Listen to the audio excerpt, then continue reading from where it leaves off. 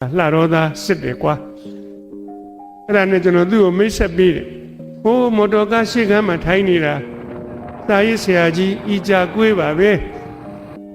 အဲ့လိုလဲပြောလိုက်ရောလှတော့သားချက်ချင်းထွက်လာတယ်ဟာ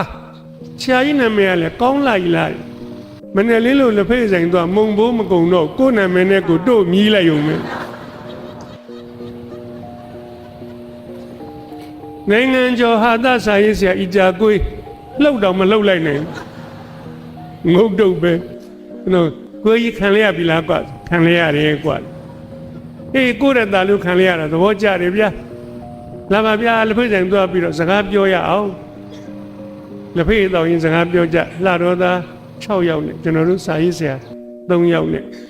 တကယ်တော့သူတို့ပြောတာပါကျွန်တော်တို့အနားပဲထောင်နေရတယ်သူတို့ပြောတဲ့စကားလေးတွေနားထောင်ကြည့်ပါစပိန်တာယာပါလိုက်ပုံမြန်တဲ့